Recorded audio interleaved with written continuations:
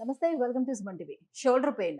So ఏజ్‌తో అసలు సంబంధం లేకుండా చాలా మంది ఫేస్ చేస్తున్నటువంటి ప్రాబ్లమ్ ఈ షోల్డర్ పెయిన్. సో దీనికి రకరకాల కారణాలైతే ఉన్నాయి. ఎందుకొస్తుంది ఏంటి అనేది ఆ కారణాలు కూడా తెలుసుకుందాం. దీంతో పాటుగా షోల్డర్ పెయిన్ వచ్చినప్పుడు దీనికి రీజనరేటివ్ థెరపీ అనేది ఏ రకంగా మనకు పనిచేస్తుంది? సో ఎలా యూజ్ అవుతుంది మనకి? ఈ విషయాలు కూడా అడిగి తెలుసుకుందాం. మనతో పాటు ఉన్నారు డాక్టర్ సుధీర్ ధారా గారు from EPN pain management Jubilee Hills. Hello sir. Hi అండి. Sir shoulder pains.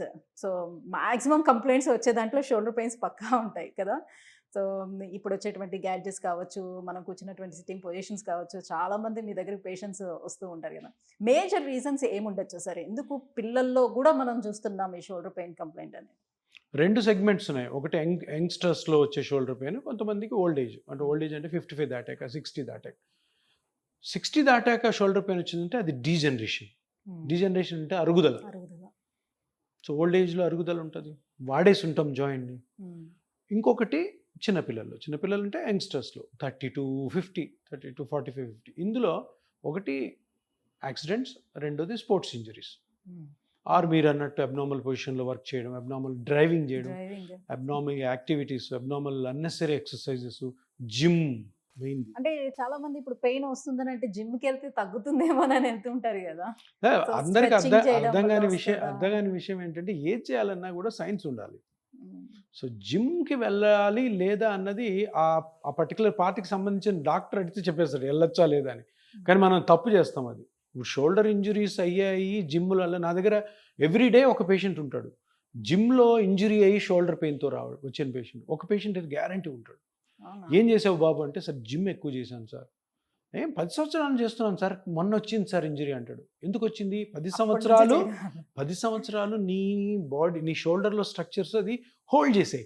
ఇప్పుడు ఏజ్ అయిపోతుంది కదా, సో ఇప్పుడు గివ్ అవే. అక్కడ ఏదో ఒక లిగమెంట్ కానీ టెండాన్ కానీ కట్ అయి ఉంటుంది. సో అందరూ ఏమనుకుంటారంటే ఈ యాక్టివిటీస్ చాలా హెల్దీ అనుకుంటారు. అవి సైంటిఫిక్గా చేస్తే హెల్దీయే. అన్సైంటిఫిక్ వేలో నువ్వు ప్రాపర్ అడ్వైజ్ లేకుండా చేసావంటే ఇట్లా జరుగుతుంది. So gym, unnecessary exercise, undue travels, driving చేయడము, అబ్నార్మల్ పొజిషన్లో వర్క్ చేయడం, అబ్నార్మల్ పొజిషన్లో నిద్రపోవడం, అబ్నార్మల్ పొజిషన్లో ట్రావెల్ చేయడము, ఇవన్నిటి వల్ల కూడాను చిన్న వయసులో వస్తాయి. 30 నుంచి ఒక 40-45. సో ఈ 2 సెగ్మెంట్స్లో కూడాను ఫైనల్గా ఎందుకు వస్తుంది సార్ షోల్డర్ పెయిన్? అది చాలా కష్టమా కనుక్కోవడం అంటే చాలా సింపుల్ కనుక్కోవడం. ఎందుకంటే షోల్డరు జాయింట్ పెద్దతే అయినా కానీ బోలాబాలా జాయింట్. ఇది ఏముంటుంది? ఒక జాయింట్ ఉంటుంది, 2 బోన్స్ మధ్యలో జాయింట్, చుట్టూ 4 మజిల్స్ ఉంటాయి. ఏముండవు. ఇంకా ప్రాబ్లం వచ్చింది అంటే వీటిల్లోనే రావాలి. షోల్డర్ జాయింట్లోనే రావాలా. దీనికి 4 మజిల్స్ ప్రొటెక్షన్ ఉంటుంది, బౌండరీ, సోల్జర్స్ లాగా. ఫ్రంట్లో ఏమో సబ్స్కాపులారిస్ అని ఉంటుంది, పైన వచ్చేసేసి సుప్రాస్పైనటస్ ఉంటుంది, వెనకాల టెరిస్ మైనరు, ఇంకొక ఇన్ఫ్రా స్పైనటస్ అని ఉంటుంది. 4 మజిల్స్. ఈ 4 మజిల్స్లో అన్న ప్రాబ్లం ఉండాలా, జాయింట్లో అన్న ప్రాబ్లం ఉండాలి. చాలా సింపుల్. అండ్ దీని డయాగ్నోసిస్ మన దగ్గర ఉన్న చిన్న అల్ట్రాసౌండ్ మిషన్తో మొత్తం బయటపడిపోతుంది. ఎంఆర్ఐ కూడా పోవాల్సిన అవసరం లేదు. అల్ట్రాసౌండ్ డయాగ్నోసిస్ తోటి షోల్డర్ జాయింట్లో ప్రాబ్లం ఉందా, ఇన్ఫ్రాస్పైనటస్లో ఉందా, టెరిస్ మైనర్లో ఉందా, సుప్రాస్పైనటస్లో ఉందా, సబ్స్కాపులారిస్లో ఉందా. మరి ఫ్రోజన్ షోల్డర్ అని వస్తుంది కదా. ఇప్పుడు నెక్స్ట్ అది. సో ఇదేంటి ఫ్రోజన్ షోల్డర్? ఫ్రోజన్ షోల్డర్ అంటే ఏదో అదొక డయాగ్నోసిస్ కాదు. ఫ్రోజన్ షోల్డర్ అనేది ఇప్పుడు ఈ జాయింట్ ఉంది ప్లస్ ఈ 4 మజిల్స్ ఉన్నాయి కదా, ఈ 4 మజిల్స్లో ఎక్కడైనా ఒక క్రాక్ వచ్చింది అనుకో, బికాజ్ ఇంజరీ వల్ల కానీ, జిమ్ వల్ల కానీ, ఎక్సర్సైజ్ వల్ల, ఏదో ఒక రీజన్ పడిపోయి ఉండొచ్చు. దాన్ని వచ్చినప్పుడు ఏమవుతుంది, ఆ మజిల్ యాక్షన్ పోతుంది, తగ్గిపోతుంది. తగ్గిపోయినప్పుడు ఏమవుతుంది, మూమెంట్స్ ఉండవు. ఇప్పుడు సుప్రాస్పైనటస్ అని ఒక మజిల్ ఉంటుంది, చాలా ఇంపార్టెంట్ మజిల్. అది దాని పని ఏంటంటే చెయ్యి పైకెత్తడం. అర్థమైందా? చెయ్యి పైకెత్తడం. సో ఆ మజిల్ కట్ అయింది అనుకో, చెయ్యి పైకెత్తడం తగ్గిపోతుంది. సో ఏం చేస్తారు, చెయ్యి పైకెత్తరు, ఈ లెవెల్లో అన్ని పనులు చేసేసుకుంటుంటారు. అప్పుడేమవుతుంది, ఈ 90 degrees మీద ఉన్న యాక్షన్ పోతుంది. పోయినప్పుడు ఏమవుద్ది, జాయింట్లో మూమెంట్స్ లేకపోతే జాయింట్ ఫైబ్రోసిస్ వస్తుంది. ఫైబ్రోసిస్ వచ్చినప్పుడు జాయింట్లో స్పేస్ నెమ్మదిగా పోతుంది. పోయినప్పుడు మూవ్ కాదు, అప్పుడు ఫ్రీజ్ అవుతుంది షోల్డర్. ఫ్రీజ్ అయ్యే షోల్డర్ని షోల్డర్ జాయింట్ అంటారు. ఫ్రీజ్ అయ్యే షోల్డర్ని షోల్డర్ జాయింట్ అంటారు. దానికి కారణం ఏంటి, ఈ 4 ఒక మజిల్ దెబ్బతినడం. దెబ్బతినడం వల్ల ఆ మజిల్ యొక్క మూమెంట్ తగ్గిపోవడం వల్ల షోల్డర్ జాయింట్లో మూమెంట్స్ కూడా ఆటోమేటిక్గా తగ్గిపోయి షోల్డర్ ఫ్రీజ్ అవ్వడానికి ఫ్రోజన్ షోల్డర్ అంటారు. సో కారణం ఫైనల్గా కదలిక ఉండదు. ఇప్పుడు దెబ్బ తగిలింది, మనం ఎత్తము, సర్లే ఎత్తకుండా అన్ని పనులు అయిపోతున్నాయి, స్లోగా ఈ 180 degrees తగ్గి 0 అయిపోతుంది. 0 లేదు, దాని ఫ్రోజన్ షోల్డర్. మజిల్ దెబ్బతింటే అక్కడ వరకే పెయిన్ ఉంటుందా? అంతే, ఆ ఒక్క మజిలే ఉంటుంది, బట్ స్లోగా అన్నీ వచ్చేస్తాయి. సో ఏం చేస్తారు ఇప్పుడు? సుప్రాస్పైనైటిస్ అన్నాను కదా, 90% షోల్డర్ పెయిన్స్కి కారణం సుప్రాస్పైనైటిస్. దీన్ని రొటేటరీ కఫ్ అని కూడా అంటారు. ఎంఆర్ఐ స్కాన్స్లో మీరు చూసింటే రొటేటరీ కఫ్ ఇంజరీ, సుప్రాస్పైనైటిస్ టెండినోసిస్, సుప్రాస్పైనస్ టెండినైటిస్ అని రాస్తారు. అంతా ఈ 90% ఇవే.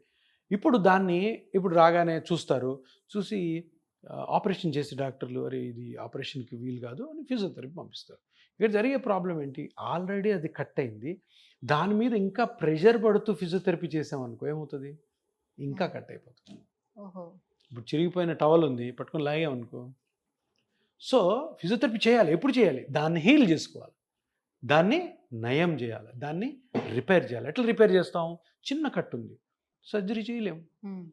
సో ఏం చేయాలంటే బ్లడ్లోని గ్రోత్ ఫ్యాక్టర్స్ తీసుకొని ఆ గ్రోత్ ఫ్యాక్టర్స్ని ఆ కట్ అయిన ప్లేట్లో మన అల్ట్రాసౌండ్ స్కాన్లో చూసుకొని అక్కడ వేస్తే అది అటాచ్ చేస్తుంది, అది రీజనరేట్ చేస్తుంది.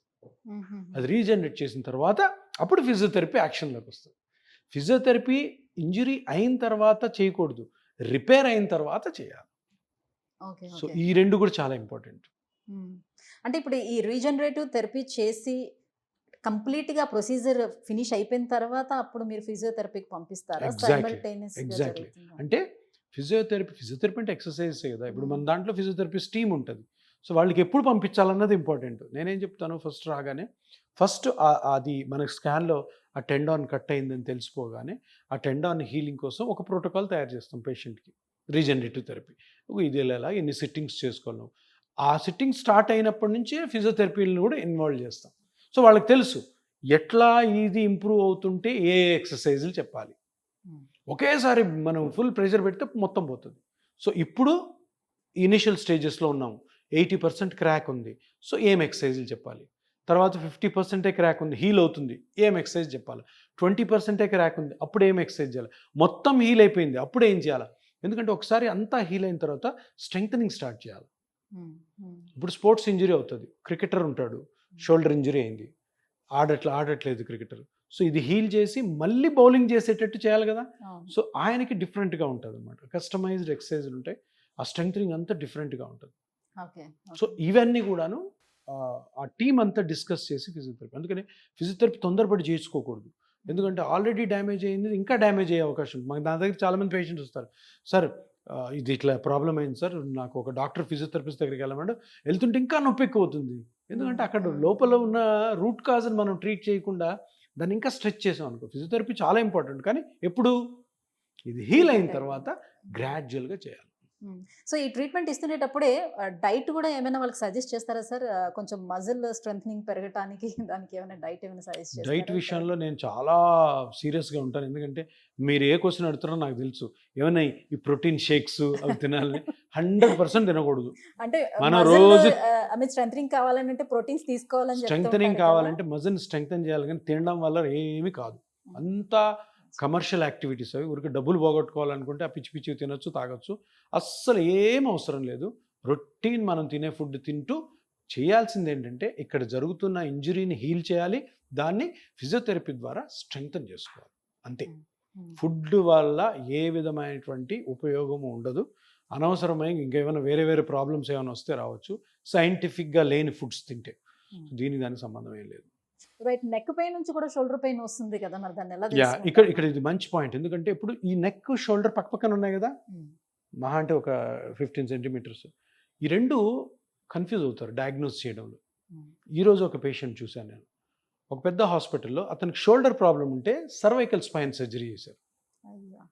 అది తర్వాత ఆ పేషెంట్ చాలామంది డాక్టర్స్ని అడిగితే కూడాను అరే నీకు అనవసరంగా జరిగింది, సర్లే ఆ డాక్టర్ గారు మంచి జరుగుతుందని చేశారు, కానీ యాక్చువల్లీ ముందు ఎంఆర్ఐలు చూస్తే ఆ సర్వైకల్ స్పైనే లేదు, సర్జరీ జరిగిపోయింది, షోల్డర్ పెయిన్ పోలే. ఇక్కడ ఏంటి కన్ఫ్యూజన్ అడిగాను కదా ఏంటంటే అంటే షోల్డర్ పెయిన్ పోలేదు, అదర్ కాంప్లికేషన్స్ ఏమైనా వచ్చాయా మళ్ళీ రాలే, ఎక్స్ట్రాగా? లక్కీగా రాలే. Okay fine. సో ఎందుకు జరుగుతుంది అంటే ఈ రెండు పక్క పక్కన ఉంటాయి కదా, కొన్నిసార్లు డాక్టర్లు కన్ఫ్యూజ్ అయ్యే ఛాన్స్ ఉంది.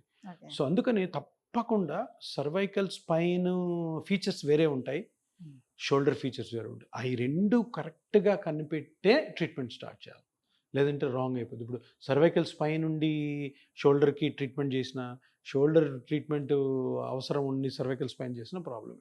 సో అందుకని ఈ రెండు కూడా పక్కపక్కనే ప్రాక్సిమిటీలో ఉంటాయి కాబట్టి, సో డయాగ్నోసిస్ క్లినికల్గా ఏదో ఎంఆర్ఐ చూసేసి అక్కడ స్పైన్ డిస్క్ ప్రొలాప్స్ ఉంది, డిస్క్ సర్జరీ చేయకూడదు. ఎంఆర్ఐ చేసిన తర్వాత షోల్డర్లో ప్రాబ్లం ఉందని సర్వైకల్ స్పైన్ ట్రీట్మెంట్ కూడా మిస్ కాకూడదు. అవి దాన్ని బాగా క్లినికల్ ఎగ్జామినేషన్ చేసి సో మనం ఫైండ్ అవుట్ చేయాలి పేషెంట్ ఏం చెప్తున్నాడు, పెయిన్ ఎలా ఉంది. అంటే డయాగ్నోసిస్ చేసేటప్పుడు ఏం చేయించుకుంటే ఎగ్జాక్ట్ రిజల్ట్ మనకు తెలుస్తుంది ఇది ప్రాబ్లం ఉంది ఇక్కడ అని? క్లినికల్ ఎగ్జామినేషన్, పేషెంట్ ఏం చెప్తున్నాడు ఆ మాటల్లోనే అర్థమైపోతుంది సగం. దాని తర్వాత క్లినికల్ అంటే ఎగ్జామినేషన్. ఈ ఎంఆర్ఐలు కూడా అంత క్లారిటీ ఎంఆర్ఐ అన్నది డాక్టర్కి ఒక హెల్ప్ఫుల్ టూల్, అది డయాగ్నోస్ చేయదు. అది మా ఎక్స్పీరియన్స్కి ఒక అదనపు వాట్ యు కాల్ ఒక హెల్ప్ అంతే. ఇప్పుడు అదేంటది, నీడ, ఇట్స్ నాట్ రియల్. ఎంఆర్ఐ అన్నది నీడ, అర్థమైంది కదా. నీడ అంటే ఏంటి, నీడలో మొత్తం కనపడం మనకి. మన ఎక్స్పీరియన్స్ ప్రకారము పేషెంట్ ఏం చెప్తున్నాడు, పేషెంట్ ఎగ్జామినేషన్ తర్వాత మనం అనుకున్న మందులో ఉన్నాయా లేదా అవి ఇవి కొరిలేట్ అవుతుంటే ఆ ట్రీట్మెంట్ పోవాలి. చాలామంది డాక్టర్లు తప్పు చేసేది ఏంటంటే అందరూ ఈ ఎంఆర్ఐ మీద డిపెండ్ అయిపోతారు, పర్టికులర్గా వెస్టర్న్ కంట్రీస్లో. వాళ్ళు ట్రీట్ చేసేది పేషెంట్ని కాదు, ఎంఆర్ఐని. వాళ్ళు చేసేది ట్రీట్మెంట్ చేసేది ఎక్స్రేలు చేసి పేషెంట్ పట్టించుకోరు, ఎందుకంటే వాళ్ళకి ప్రోటోకాల్ ఉంటుంది. సో అందుకని వెస్ట్రన్ కంట్రీస్లో హెల్త్ కేర్ బాగోదని చెప్తుంటాను నేను. ఇండియాతో కంపేర్ చేస్తే వెస్ట్రన్ కంట్రీస్లో హెల్త్ ట్రీట్మెంట్స్, హెల్త్ ఫెసిలిటీస్ బాగుంటాయి కానీ ట్రీట్మెంట్ సరిగ్గా ఉండవు. ఎందుకంటే వాళ్ళ వేరే సిస్టమ్ అది. మనది అట్లా కదా, మనకి ఇప్పుడు 100 మంది పేషెంట్స్ ఉంటారు, ప్రతి పేషెంట్కి క్షుణ్ణంగా పరీక్షిస్తేనే ఆ పేషెంట్కి మంచి చేస్తాం. ఏదో ఎంఆర్ఐ చూస్తే అది కోసేస్తాను, ఇది తీసేస్తాను, ఇది తీసేది అదే వేస్తాను, చాలా తప్పు. అందుకని నేను పెయిన్ మేనేజ్మెంట్ సెంటర్స్లో రీజనరేటివ్ థెరపీ వచ్చిన తర్వాత ఇటువంటి అన్నెసరీ సర్జరీస్ అన్నీ కూడా ఆగిపోతున్నాయి. సర్జరీ ఉంది ఎప్పటికైనా కానీ ఫస్ట్ మనం ఇట్లాంటి చిన్న చిన్న ట్రీట్మెంట్స్తో పేషెంట్ రికవర్ చేసి కానప్పుడు సర్జరీకి పోతాం. ఆప్షన్ ఎప్పుడు ఉంది కదా. సో ఇప్పుడు ఈ పిఆర్పి ట్రీట్మెంట్స్ అనేవి చాలా ఎక్కువగా వచ్చేసాయి, చాలా మంది క్లినిక్స్ పెడుతున్నారు. సో బయట చాలా మంది డిపెండ్ ఆన్ ప్రైస్ని కూడా చూసుకొని చాలా మంది వెళ్ళి చేయించుకుంటున్నారు. సో రిజల్ట్ రాని వాళ్ళు రిజల్ట్ రాలేదు, అంత పెద్దగా మనకి ఏం వర్కౌట్ కావట్లేదు అని కూడా చెప్తూ ఉంటారు. సో బయట క్లినిక్స్తో కంపేర్ చేసేటప్పుడు మనకి ఈపియాన్ పెయిన్ మేనేజ్మెంట్ అనేది ఎలా డిఫరెంట్ అసలు? ఇది ఇపియాన్లో స్టార్ట్ అయింది ఇది, ఈ ట్రీట్మెంట్ ఇంతకుముందు ఉంది. దాంట్లో మనం అంటే కొంచెం రిఫైన్ చేసి ఈ ట్రీట్మెంట్ని ఒక ప్రోటోకాల్ తయారు చేసాం ఇపియాన్లో. సో అది కొంచెం అగ్రెసివ్గా వెళ్తుంది మీరు వెళ్ళాలి, మంచి జరుగుతున్నప్పుడు అగ్రెసివ్గా వెళ్ళాలి. ఈ అగ్రెసివ్నెస్లో చాలా హర్డల్స్ వస్తాయి, అవన్నీ ఎదుర్కొని వెళ్తున్నాం. మనం వెళ్తేనే ఇప్పుడు ఎవరొకరు ముందుంటే మన వెనకాల చాలామంది డాక్టర్స్ వస్తారు, ప్రజలకు మంచి జరుగుతుంది, పేషెంట్స్కి మంచి జరుగుతుంది. తప్పకుండా ఇప్పుడు కూడాను ఒక కొత్త స్టార్ట్ చేసినప్పుడు హికప్స్ ఉంటాయి, హర్డిల్స్ ఉంటాయి, అవన్నీ కూడా మనము తప్పకుండా క్రాస్ చేయాలి. తప్పకుండా మనకే సక్సెస్ వస్తుంది. ఎన్నో మీరు అన్నారు కదా చాలా క్లినిక్స్ వచ్చాయని, చాలా క్లినిక్స్ వచ్చాయంటే అర్థం ఏంటి, సక్సెస్ ఉంది ఈ ట్రీట్మెంట్లో, ఈ ట్రీట్మెంట్ దమ్ము ఉంది ఉందనే అందరు స్టార్ట్ చేసి, అంతే కదా. ఇప్పుడు ట్రీట్మెంట్ సరిగ్గా పని చేయకపోతే ఇప్పుడు మన హైదరాబాద్లోనే దగ్గర దగ్గర 600-700 మంది ఆర్థోపెడిషియన్స్ ఈ ట్రీట్మెంట్ చేస్తున్నారు. ఎందుకు చేస్తారండి? అలా కావచ్చు, లేదనంటే ఈపియాన్లో ఉన్న సుధీర్ గారి దగ్గరికి చాలా మంది పేషెంట్స్ వెళ్తున్నారు. సో ఇది సక్సెస్ అయ్యే అవకాశం ఉంటుంది, మనం కూడా పెడదామని. అంతే కదా, ఎందుకు వెళ్తున్నారు, సక్సెస్ అవుతుంది కాబట్టి వస్తున్నారు పేషెంట్స్. సరే మనం కూడా కొంతమంది పేషెంట్లు తీసుకుందాం. మనం ఇప్పుడు ఎందుకు ఆర్థోపెడిషియన్స్ స్టార్ట్ చేశారు తెలుసా? ఆల్ ఓవర్ దిస్ 4 స్టేట్స్ వాళ్ళు వెళ్ళి పేషెంట్లు అడుగుతున్నారు, సార్ సర్జరీ మీరు చేస్తారు నాకు తెలుసు, ఇది చేస్తారా మీరు అంటే మేము కూడా చేస్తాం, ఎందుకు చేయము, ఎందుకు చేయకూడదు, సింపుల్ ట్రీట్మెంట్. సక్సెస్ రేట్ ఈపియాన్కి ఎలా ఎక్కువ ఉండకపోవచ్చు, ఉండొచ్చు. ఎందుకు ఇప్పుడు ఒకసారి స్టార్ట్ చేసిన తర్వాత వాళ్ళు నేర్చుకుంటారు కదా, అరే ఈ ప్రాబ్లం ఉంది కాబట్టి ఇలా చేయాలి, ఈపియాన్లో ఏం చేస్తున్నారు ఒకసారి కనుక్కుందాము. నాకు ఫోన్లు చేస్తుంటారు, మా స్టూడెంట్స్ని అడుగుతుంటారు, పేషెంట్ల ద్వారా కనుక్కుంటుంటారు, ఫార్మస్యూటికల్ కంపెనీ వాళ్ళని అడుగుతుంటారు ఏం చేస్తుంటారు, కొత్తది కాబట్టి. అంటే అది ఒక గుడ్ సైన్, అది ఒక మంచి పరిణామం. ఎందుకు ఫైనల్గా ఏంటంటే ఎవరైతే క్రానిక్ పెయిన్తో ఉన్నారో వాళ్ళు ఆపరేషన్ లేకుండా ఇంత సింపుల్ ట్రీట్మెంట్తోనే బయటపడే అవకాశం ఉంది కాబట్టి ఇది ఒక మంచి beautiful option. Thank you sir, thank you so much. So shoulder pains అనేది ఎన్ని రకాలుగా వస్తుంది, దాని పిఆర్పితో ఎలా నయం చేసుకోవచ్చు అనే విషయాలు తెలియజేసినందుకు థ్యాంక్ యూ. Thank you.